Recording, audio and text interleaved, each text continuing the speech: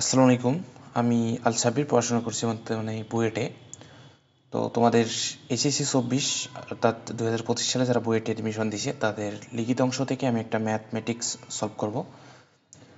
তো ক্লাসগুলো যদি তোমাদের ভালো লেগে থাকে তাহলে তোমরা অবশ্যই চ্যানেলটা সাবস্ক্রাইব করে রাখবা। তো চলো আমরা শুরু করি।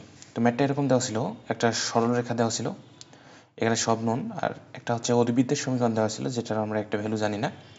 আমি যদি এটাকে মার্ক করি আমি এর ভ্যালুটা জানি না, অ্যান্ড একে স্পর্শ করে, অর্থাৎ জিনিসটা হচ্ছে যে সরলরেখার অধিবৃত্তটা একে অপরকে স্পর্শ করবে, তাহলে 4a28 দ্বারা কি সমকোণী ত্রিভুজ গঠন করা যাবে কিনা এই জিনিসটা আর কি তোমার ক্যালকুলেট করতে বলছিল।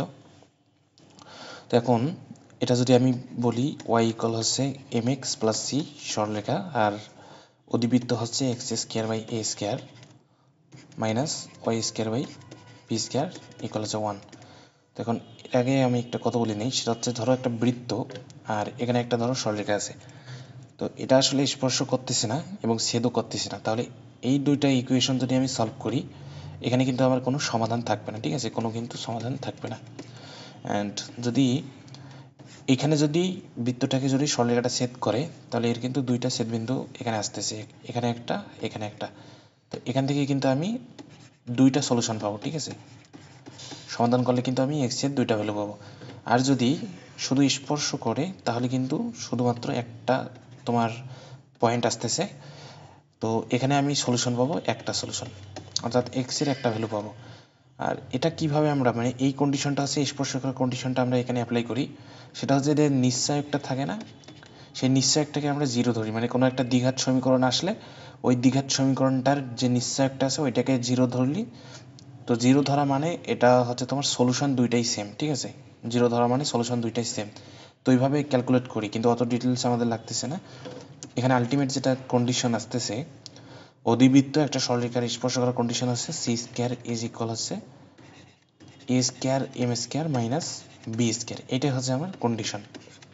এখন এই সরলরেখার y is equal m x এর সাথে যদি আমরা তুলনা করি, এখানে এম এর ভ্যালু হচ্ছে 2 আর 1 হচ্ছে তোমার সি, এই 1টা হচ্ছে সি।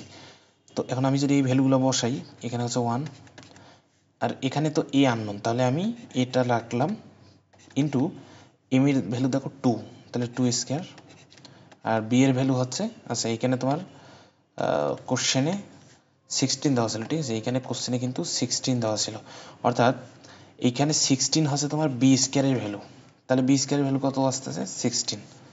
তো এখান থেকে যদি তুমি এ স্কোয়ারটা ক্যালকুলেট করো তাহলে এখানে পাবা 17/4।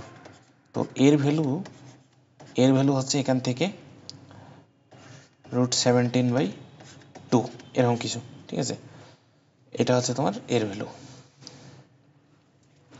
তো এখন আমাদের কি বলছে, পয়েন্টগুলো বলছে যে 4a28, তো তিনটা পয়েন্ট, এটা হচ্ছে আমার 4a28, তো আমার পয়েন্টগুলো নেই।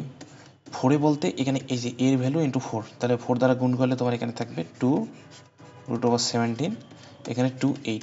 তো এই তিনটা দ্বারা আসলে সমকোণী ত্রিভুজ গঠন করা যাবে কিনা সেটা আমার জানতে চাওয়া হয়েছে। তো এখন এখানে যদি একটু চেক করে নিই, দেখো সমকোণী ত্রিভুজে তোমার a square plus b square plus c square equal c square, অর্থাৎ তোমার পিথাগোরাসের উপপাদ্যটা মেনটেন করে। তো এখানে যদি তুমি কোনোভাবে চেক করার জন্য যদি 2√17 স্কোয়ার করো, এখানে ভ্যালু কত পাবা 4, এখানে হচ্ছে 68 পাবা।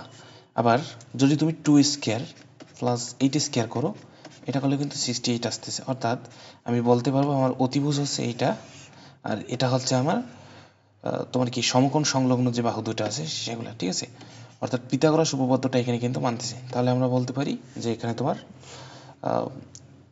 এখানে হচ্ছে তোমার সমকোণী ত্রিভুজ গঠন করা যাবে এই তিনটা পয়েন্ট দ্বারা।